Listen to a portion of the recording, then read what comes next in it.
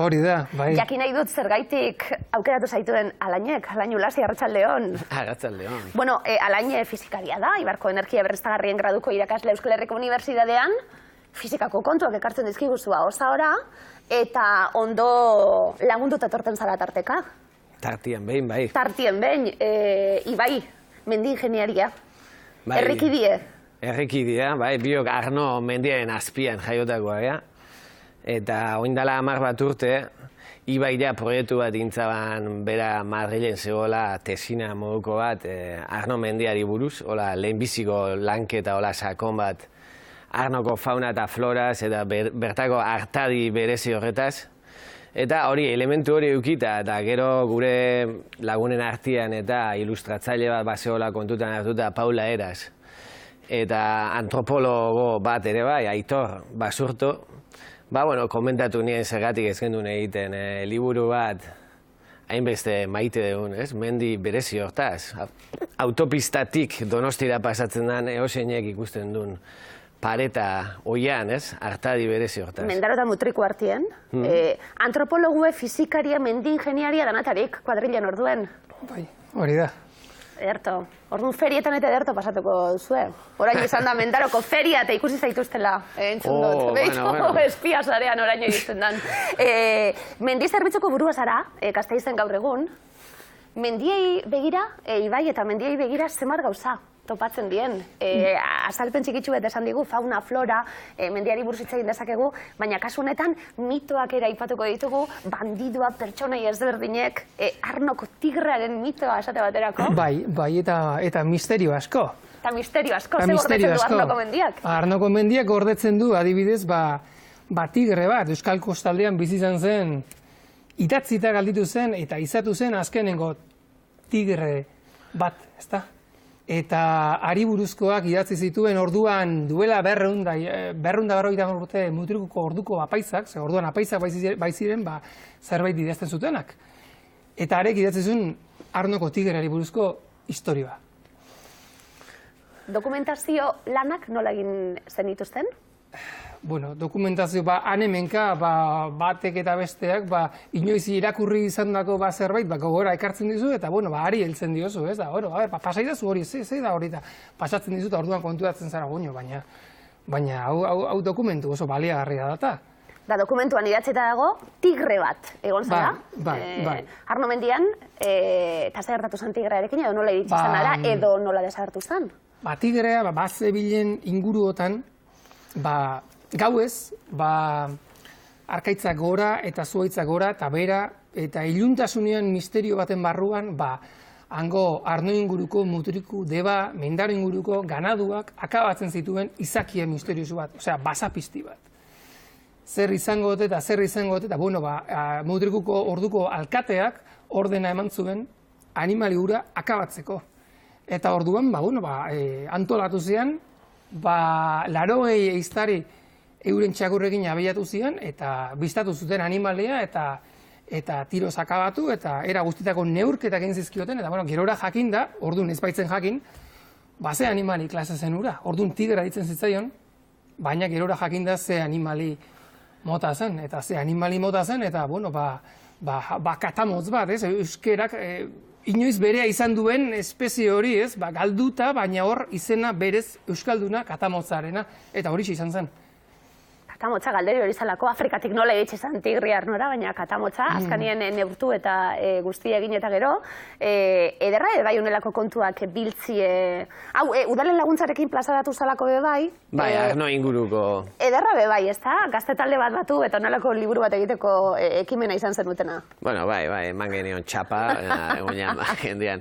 Euskera zerbitzuetako ardura honei eskerrak, ze azkenean bai Elgoibarko eta Mutrikuko euskera zerbitzuetako eta Debakoek lagundu ziguten, da gero Mendarokoek nola ez, gu Mendaroarrak izan da, eta handi gara sortu zen liburua, bai.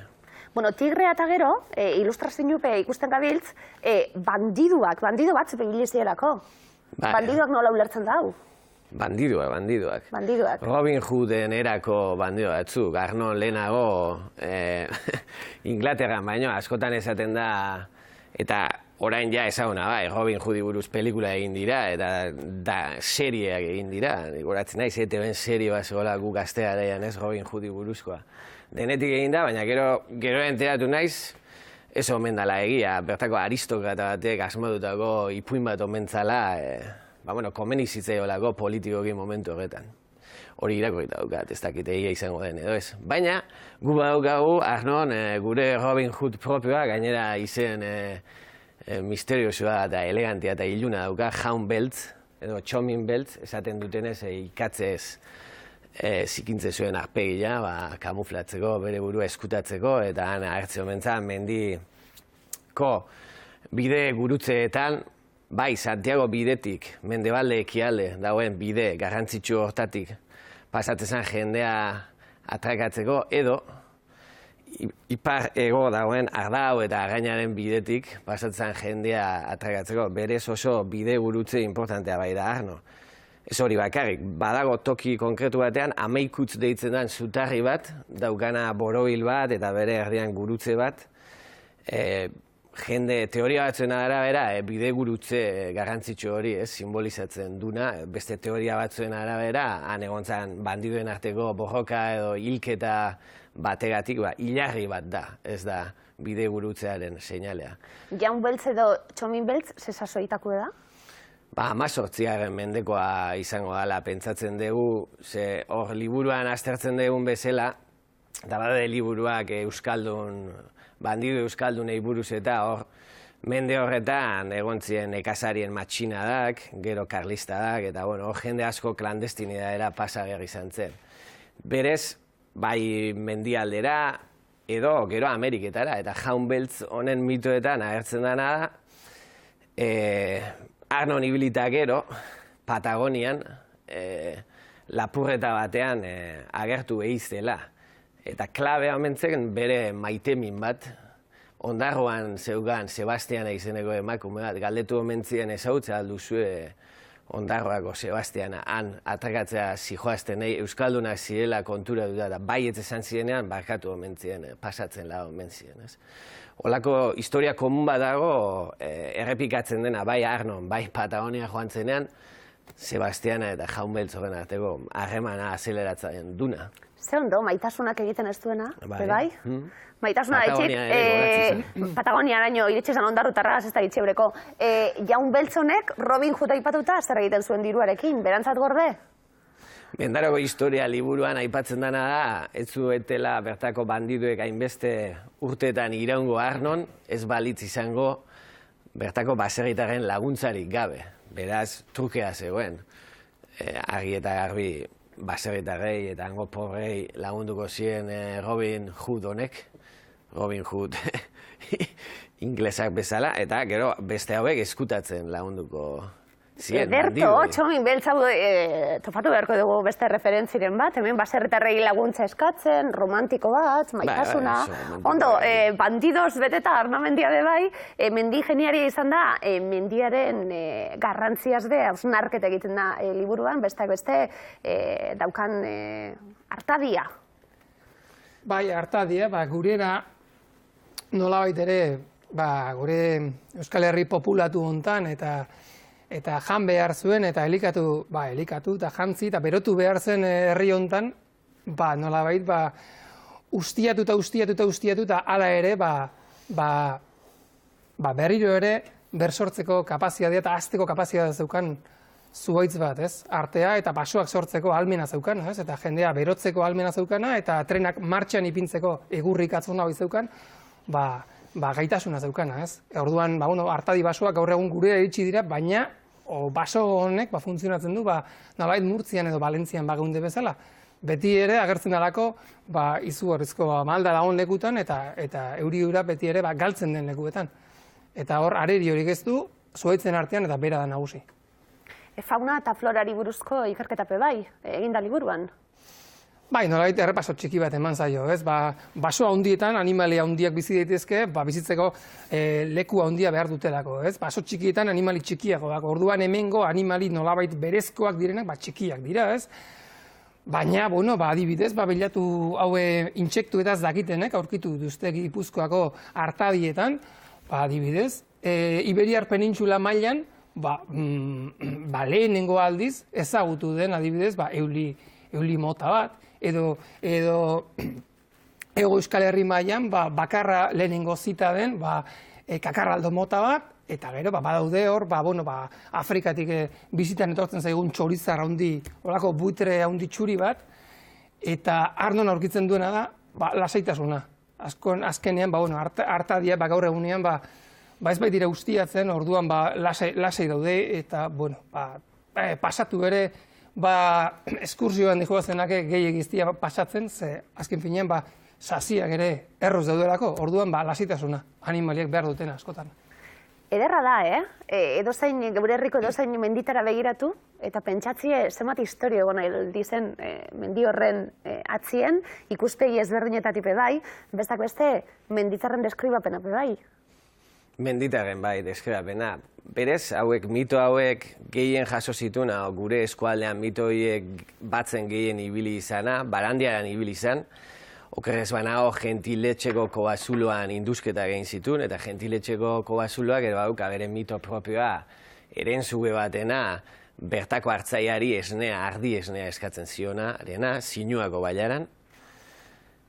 Baina Barandiaran ez aparte, norbait ibili bazen gure inguruan, izan zen Peña Santiago.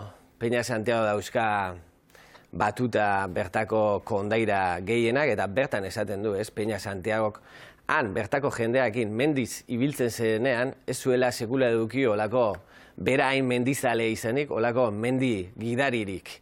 Jende zimela, oin eta hanka bizikoa han mendian gora txoko guztia ezagutze zituena, ze Ibaik esan duen bezala, egurrikatza ateratze zanean eta mendian asko ibiltze zen orduan garaiko jendea. Eta egurrikatza ateratze hortan, Peña Santiago jende desagertu den aro hori, egurrikatzan oinarritutako eredu energetikoa izango litzake hori, Gero petroleoa etorri zanean, ezan bakarrik desagertu egurrikatza, gure izateko modua eta kultura ere erabat aldatu zen, Oinez da egongo jende asko mendian haiek bezala ibiliko deni, korrika igual baina mendia ezagutu ez. Eta aro horren desagerpenan zera bat, eredu bat, Ibai lehen komentatzen duen goitibera hori da, Arnon behera dagoen goitibera moduko hori. Energia beharra bailaran zegoen, behan, eta goian, oso goian, energia iturria, egurra eta egurrikatza. Zakuek egiten zituzten, baina gero nola jetxi, handikan bera eta orduan nola jetxiko, txirriztarak egin zituzten. Goitikan bera jisteko, zuzenean, oin umen parketan egoten dire moduko txirriztarak, baina ez 4 metroko luzerakoak, baizik eta 400 metro luzerakoak. Eta grabedadez, mendi honek aukera ematen zuen, behan ipintzeko, itxasotik oso gertu, hau da, komertzio bidetetik oso gertu, material bat oso preziatua zena, lehen gai bat oso preziatua zena. Bizitzeko erekin lotuta, egia dalako, energia iturri izan zirelako mendiak, askotan itxasori buruzko gogoeta ere egiten dugulako, itxasori lotutako herriak, izaerak, gero azkenean oso konektatuta egon dalako Euskal Herrian bai, menditik itxasora, itxasotik mendira, horri biligarelako, mendien bali hori gure kulturan izan dutena, Ibai, eta gaur egun zergaitik horretan lan egiten duzulako bai, ze balio dute mendiek? Mendiek balio dute, dena balio izan dute eta dena balio izaten jarraituko dute. Eta egunen baten ahazten baldin bagara, beraiek gogoraziko dute.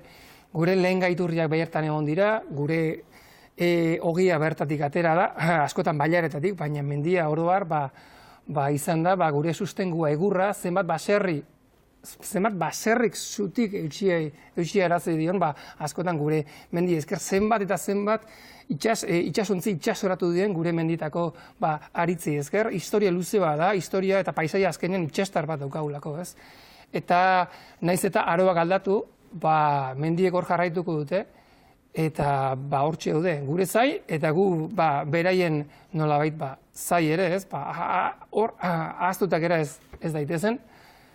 Eta hori da, azken finean, naiz eta aldatu bizitzeko moduak gu mendira ertetzen gara, eta ikusi besterik ez dago, zenbat euskaldun daukagun euskal mendietan, astebukera guztietan. Ez hainbeste orain astean zehar, baserriko lanak utzi zirelako, eta mendiko lanak bertan baserritarrak egiten ez dituztelako, baina baina bai batez ere, nola behar dugun mendia aisialdirako, ez? Da hori adibidez, lehen etzen behar, baina erakusgarri da, zentzu baten.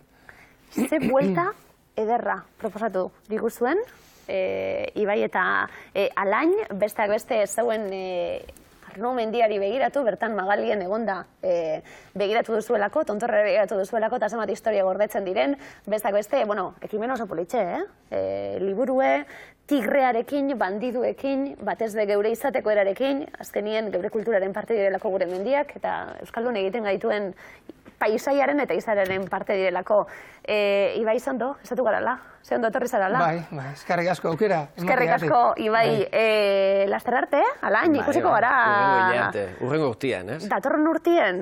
Aguantako zu gubarik, datorren urte arte. Bueno, gabonetan bai. Bai, seguru bai.